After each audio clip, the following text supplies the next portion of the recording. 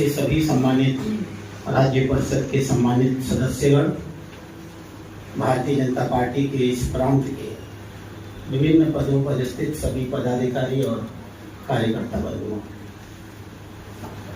यह सच है कि पिछले 5 सालों में हम लोगों ने अपने संगठन की पकड़ भी बहुत अच्छी बनाई है और राजनीतिक नेतृत्व भी इस क्षेत्र में देने में हम लोगों ने बहुत सफलता पाई है। इसकी बधाई का हकदार माननीय पंडित जी के नेतृत्व में यहाँ की सारी तत्कालीन प्रदेश की है। मुझे इसको बताते हुए बहुत खुशी होती है। हम लोगों ने बूथ के वाइस माननीय रत्नाकर जी बैठे 2 सक्रिय सदस्य प्रति बूथ का लक्ष्य तय किया था। आपके कुल बूथों की संख्या मेरे ख्याल से कितनी है? 446 है। उस हिसाब से आपके करीब 892 सक्रिय सदस्य होने चाहिए थे और आपने उससे 2.5 गुना अधिक 2027 सक्रिय सदस्य बनाए और आप सब भाजपा का एक कार्यकर्ता, बिना सामूहिक सहयोग के ये काम नहीं होता। नेतृत्व की खूबी होती है, वो सबसे काम लेता है, लेकिन सारे कार्यकर्ता काम करते हैं तभी काम होता है। दूसरी चीज, इतनी बड़ी संख्या में अगर सक्रिय सदस्य बनने को लोग उत्सुक हुए तो इससे 2 चीजें स्पष्ट होती हैं। माननीय प्रधानमंत्री नरेंद्र मोदी जी के नेतृत्व में हमारे देश में जिस प्रकार से एक अद्भुत सा विश्वास पैदा हुआ है, वही अद्भुत सा विश्वास मैं तो कह सकता हूं कि अन्य प्रांतों के मुकाबले में ज्यादा औसत 2 के लक्ष्य को हम लोगों ने पूरे देश में पाया है। लेकिन यहाँ हमने जितनी बड़ी सफलता पाई है वो बताता है कि संपूर्ण प्रदेश में नरेंद्र मोदी जी की नीतियों, उनके कार्य पद्धतियों के प्रति देश के अन्य हिस्सों से अधिक जन विश्वास है। तो मैं आप सभी कार्यकर्ताओं का पार्टी के केंद्रीय नेतृत्व की ओर से इसके लिए आभार प्रकट करूंगा। स्वाभाविक रूप से 2019 के पहले जब आपने सक्रिय सदस्यता इतनी कर ली है और हम 50 पर एक सक्रिय सदस्य बनाते हैं, आपने 82,000 की एक बहुत बड़ी संख्या प्राथमिक सदस्यों की पाई है। जिस प्रांत में कुल मिलाकर के 2,84,000 और 1,35,000 कुल मिलाकर के इतने ही मतदाता हैं, इतने मतदाताओं के बीच में आपने 82,000 नागरिकों को भाजपा का प्राथमिक सदस्य बनाया है। यह बताता है कि आने वाले दशकों, सदियों तक इस पूरे प्रदेश में आप सबके त्याग, तपस्या और बलिदान, मेहनत, निष्ठा के बल पर भारतीय जनता पार्टी को दामन देव, दादरा और नगर हवेली से कोई भी हटा ही नहीं सकता है। हम अजय ताकत बन चुके हैं। मैंने आपके चुनाव की सफलता को भी देखा है। एक सांसद की सीट हम थोड़े से वोटों से हार गए हैं, हमारे लिए वो सबक भी है, हमने उसका मूल्यांकन भी किया है। हमारी हार बहुत छोटे वोटों की है। हमारे लालू भाई पटेल सही कह रहे थे, हम 3,000 वोट से हारे हैं। 3,000 वोट हमें मिले होते तो 3,000 वोट घटे होते और हम अपना दूसरा सांसद भी पा गए होते। तो ये लालू भाई के लिए भी एक चुनौती है और जो भाजपा की नई टीम अभी मैं घोषित करने जा रहा हूँ, मेरे ख्याल से संभवतः संभावना यही है कि उसी के नेतृत्व में आगामी लोकसभा का चुनाव होगा। यह उनके लिए भी बड़ी चुनौती है और उनके लिए 60 का प्रश्न होगा। किसी भी स्तर पर जाकर के नागरिकों के बीच में जी करके, उनका विश्वास जीत करके हमें उस सांसद की सीट को जीतना ही होगा। हम इसी से अपने प्रदेश अध्यक्ष यानी प्रदेश अध्यक्ष का मूल्यांकन करेंगे। हमने सारी पंचायतें, करीब सारे काउंसलर हमारे पास हैं, सारे इलेक्टेड डिस्ट्रिक्ट पंचायत मेंबर हमारे पास हैं, इलेक्टेड सरपंच हमारे पास हैं। यह जो ऐतिहासिक सफलता है, कभी कभी सफलता के चमक में नीचे की कुछ सच्चाइयां छूट जाती हैं। हम भारतीय जनता पार्टी के लोग हैं और इसलिए हम भारत की जनता के एक हिस्से के प्रतिनिधि नहीं हैं। हम संपूर्ण भारत के नागरिकों के प्रतिनिधि हैं। हमारा लक्ष्य होना चाहिए इस प्रदेश का एक एक नागरिक, किसी भी धर्म का हो, किसी भी विचारधारा का हो, किसी भी जात का हो, किसी भी आर्थिक स्तर का हो, किसी भी वर्ग का हो, वह पूरी तरह भाजपा के रीति नीति और नेतृत्व में विश्वास करके मजबूती के साथ भाजपा के साथ खड़ा है। और इसलिए हमारे पास एक बड़ी चुनौती है। हम इस बात के लिए खुश नहीं हो सकते। खुश है कि कलाबेन जी हमारी सांसद हैं, वैसे भी प्रभुत्वशाली रही हैं, भाजपा के साथ जुट करके 1 और 1 11 हो गया है। आपका भी प्रभुत्व पहले से बढ़ा है। मैंने पुराने और आज के वोटिंग पैटर्न को देखा है, दोनों के बीच में अंतर देखा है। लेकिन चुनौती हमारी सीट जीतने से नहीं, चुनौती हमारी ये जो लोकसभा दादर में 2,44,355 वोट है और दामन और दीव में 1,35,625 वोट है। हमारी चुनौती एक एक वोट को जीत करके भाजपा के खेमे में लाकर खड़ा करनी है। और जब तक हम ये लक्ष्य नहीं पाएंगे तब तक हमें आत्ममुक्त होने की जरूरत नहीं। तब तक हमें ये महसूस करने की नहीं है कि हम यहाँ पर हमने देश के हित में इतने सारे काम किए हैं और मैं स्वयं इस प्रदेश के हित में जो काम किए हैं घंटों उनके बारे में आपको गिना सकता हूँ। कल 2 काम मैंने खुद अपनी आंखों से जाके देखे।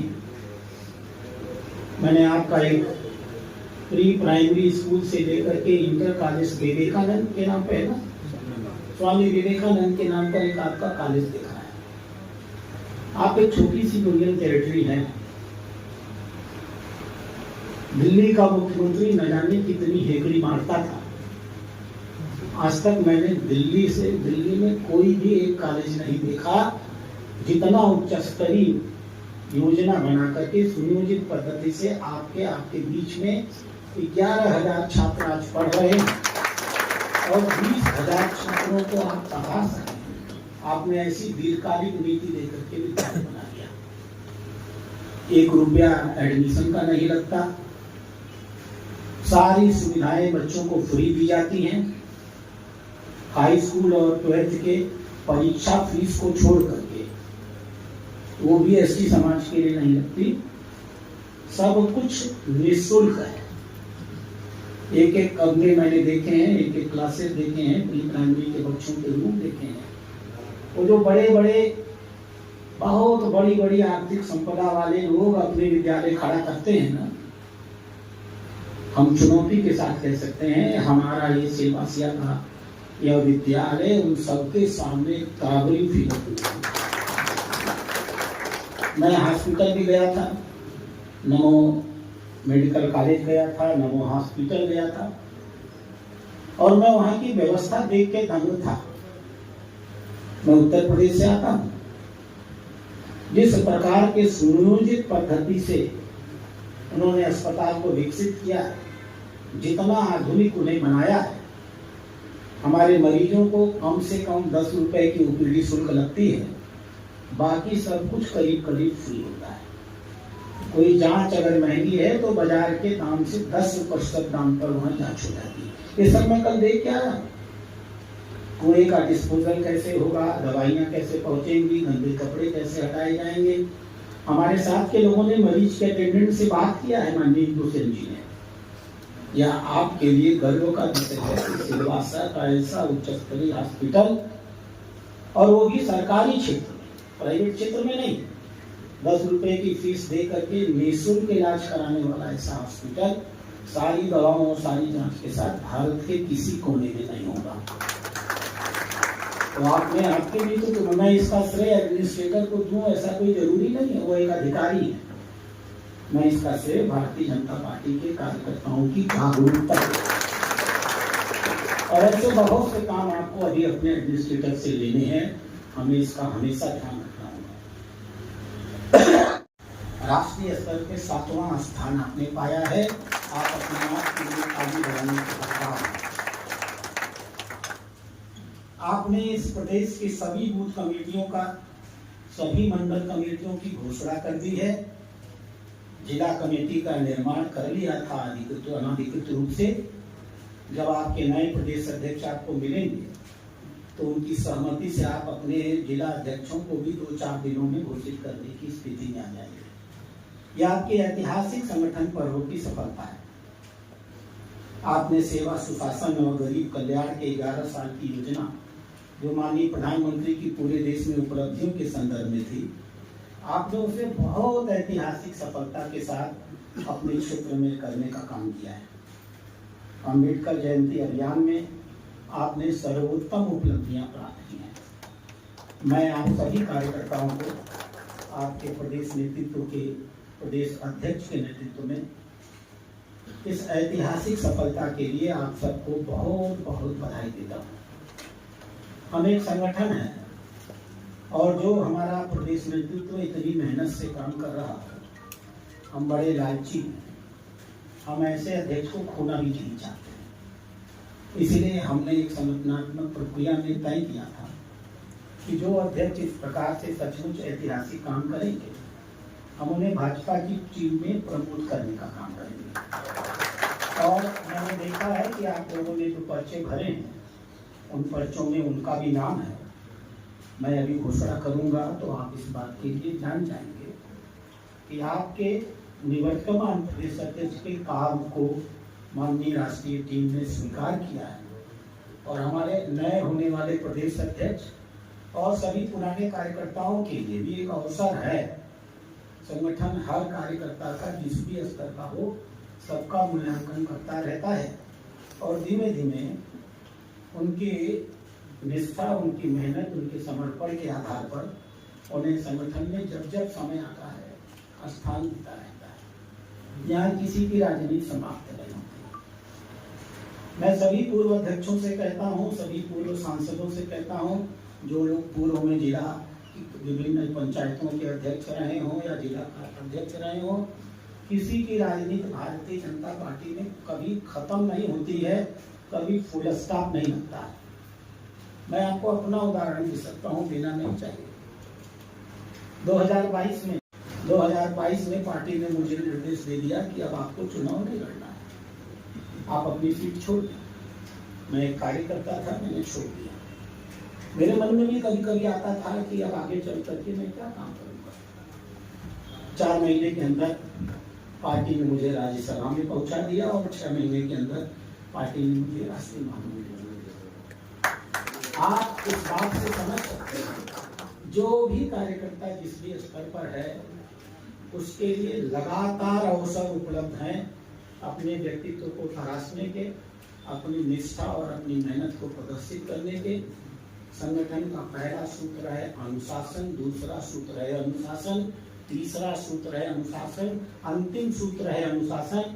अनुशासन की परिधि में रहते हुए अपने आप को आगे बढ़ाने का संगठन आप सभी का उपयोग करता रहेगा। मित्रों, कल अब जो सबसे महत्वपूर्ण कार्यक्रम है, मैं उसके ऊपर आता हूँ। कल हम लोगों ने 5 तारीख को 11 बजे इसी अटल भवन में नामांकन की प्रक्रिया रखी थी। मैंने नामांकन की प्रक्रिया में हमारे जो एक निश्चित सूची है, ठीक है ना, नामांकन ये प्रभारी है ना, तो इसको किसी को भी रोक सकते हैं, अधिकार है। तो एक हम लोगों की मतदाता सूची बनती है। हर जिले से हम राष्ट्रीय परिषद के सदस्य लाते हैं, प्रदेश परिषद के सदस्य लाते हैं। 2 विधानसभाओं से, 1 विधानसभा से भी लाते हैं। यहाँ विधानसभा चूंकि नहीं है इसलिए जिले की बात होती है, अन्यथा 2 विधानसभाओं से 1 संयुक्त प्रतिनिधि भी लाते हैं। आप सारे लोग कल की बैठक में थे। अपने पूर्व अध्यक्ष और तमाम जिला अध्यक्ष जो अपने चयनित प्रतिनिधि हैं, पूर्व सांसद हैं, इन सबको स्वाभाविक रूप से इस चयन में रखा जाता है। कल मैंने आप लोगों से आग्रह किया था कि आप स्वतंत्र हैं, कि आप जिस जिस का नाम राष्ट्रीय परिषद के लिए देना चाहें आप दें, मुझे बहुत खुशी है। दादरा नगर हवेली और दमन दीव में राष्ट्रीय परिषद के सदस्यता के लिए हम लोग का जो कंसेप्ट है, हर लोकसभा से एक सदस्य होना चाहिए, एक अतिरिक्त सदस्य लिया जा सकता है। मुझे खुशी है कि बहन कालाबेन देलकर जी का नाम इनकी लोकसभा से प्रस्तावित हुआ है।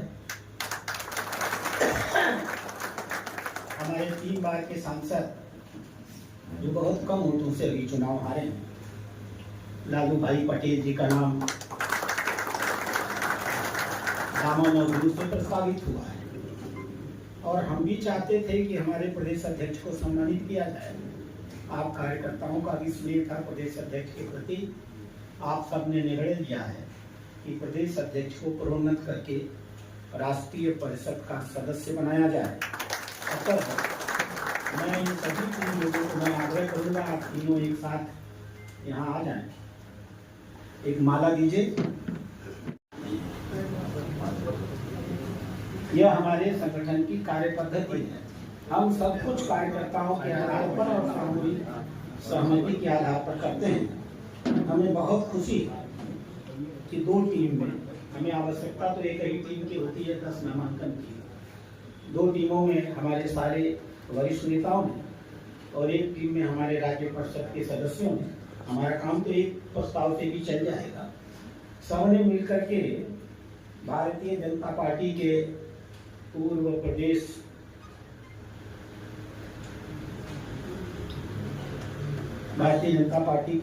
प्रदेश उपाध्यक्ष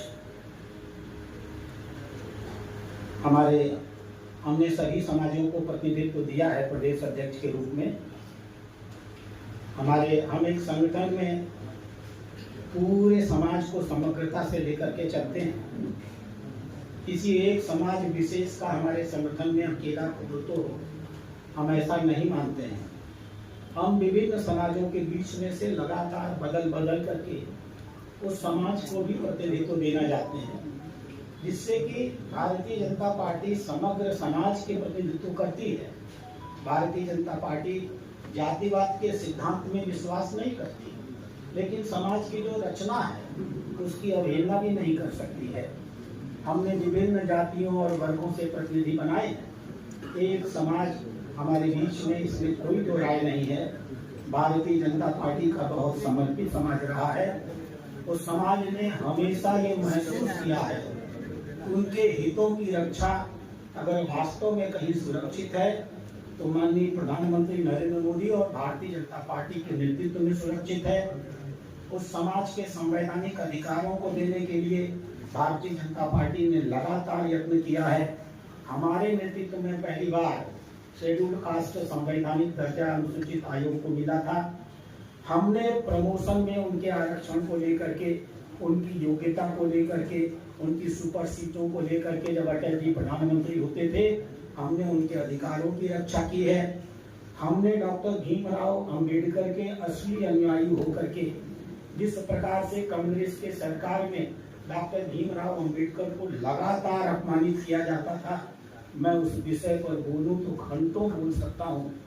इतना ही बता सकता हूं कम से कम लाक्षिक रूप से एक उदाहरण देकर के कि जिस व्यक्ति को सबसे पहले इस देश में भारत रत्न मिल जाना चाहिए था, भारत रत्न तो मिलना तो दूर है, उनके महानिर्माण के बाद उनका एक समाधि स्थल कांग्रेस की पार्टी ने दिल्ली के अंदर नहीं बनने दिया, मजबूर किया उनको लाश को लेकर के अपने गृह प्रदेश में जाने के लिए। जिस जहाज से गए उसका खर्चा भी कांग्रेस की सरकार ने उस गरीब परिवार से वसूल कर लिया। उनकी नीतियों की लगातार आलोचना किया। अभी संविधान में जो 42वें संशोधन के माध्यम से सेकुलरिज्म और सोशलिज्म का शब्द भी जोड़ा गया, यह भी पूरी तरह डॉक्टर भीमराव के विचारों की अपमान और अवहेलना की गई थी। हम आज उस अनुसूचित जात के बीच में से आपको एक प्रदेश अध्यक्ष देने जा रहे हैं। उस व्यक्ति का नाम है, कोई बता सकता है क्या? भाई अगर इतने ही लोग बताएंगे तो मैं मान लूंगा कि निर्णय गलत है। आप सब चिल्ला करके उनका नाम लीजिए, मैंने नाम नहीं लिया है। बता सकते हैं? महेश कुमार करसन भाई अगरिया। अरे खड़े होकर उनका सम्मान करिए। बहुत बार बहुत चुनावी सभा में बोला होगा, मैंने प्रचार किया होगा, लेकिन आज कुछ दिन ही ऐसा है कि बोलने से पहले 10 बार सोचना पड़ रहा है। मैंने सर जी का नाम हाथ में लिख दिया है। आप समझ सकते हैं कि परिस्थिति क्या होगी, मैं किस परिस्थिति में अभी खड़ा हूँ। बहुत खुश हूँ। मैं हमारे राष्ट्रीय अध्यक्ष जी जेपी नड्डा जी का, बीएल संतोष जी का, हमारे देश के यशस्वी प्रधानमंत्री जी का मैं दिल से बहुत बहुत आभार व्यक्त करता हूँ। जिन्होंने हमें जो दायित्व दिया है, उस दायित्व को मैं अच्छी तरह से निर्वहन करूंगा।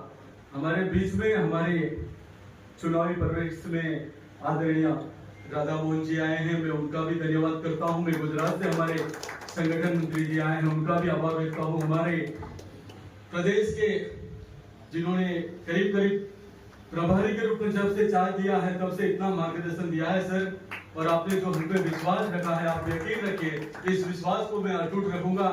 और हमारे प्रदेश के आदरणीय प्रशासक महोदय जी ने जिस प्रकार से इस प्रदेश का जो विकास किया है, उस विकास में हम भारतीय जनता पार्टी के सभी कार्यकर्ता इस विकास को आगे बढ़ाएंगे। मैं उसी उम्मीद के साथ में हमारे जो अध्यक्ष रहे मेरे भाई दीपेश भाई, मैं आपका बहुत बहुत आभार व्यक्त करता हूं, क्योंकि मैंने आप जिला अध्यक्ष थे, मैं मोर्चा का अध्यक्ष रहा हूं, 3 क्रम मोर्चा का मैं अध्यक्ष रहा हूं।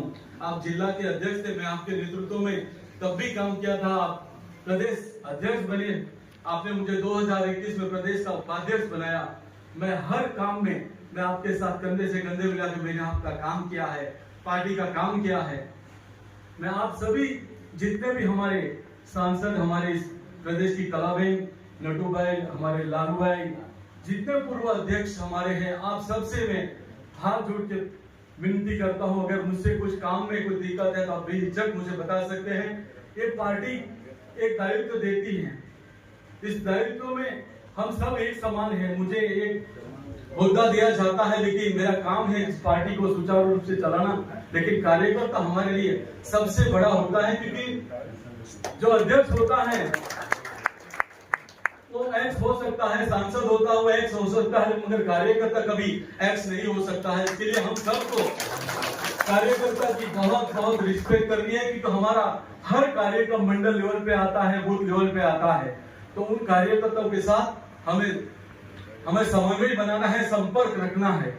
आप पार्टी ने जितनी बड़ी मुझे जिम्मेदारी दी है, तो मैं आज गर्व से कह सकता हूं और आप सबको यकीन दिलाता हूं कि इस पार्टी में हम कहते हैं सर्वव्यापी सर्वसमावेशी। आज इसका उदाहरण हूं, मैं किस समाज से आता हूं। समाज का आज मुझे पार्टी का नेतृत्व करने का, मुझे पार्टी ने जो राष्ट्रीय नेतृत्व ने जो हमें मौका दिया है, मैं उसके लिए फिर से एक बार हमारे प्रधानमंत्री जी का, राष्ट्रीय अध्यक्ष जी का, बीएल संतोष जी का, हमारे गृह मंत्री जी का, सबका मैं बहुत बहुत आभार व्यक्त करता हूं। मैं आप सबसे भी अनुरोध करता हूं, हम सब कंधे से कंधे मिलाकर काम करेंगे। हमने जो सर ने जो हमें मार्गदर्शन दिया है, हमने जो दमनदीप की सीट जो सांसद की हमने गुवाई है, उसको हम निश्चित रूप से प्राप्त करेंगे सर, इस विश्वास में आपको दिलाता हूं।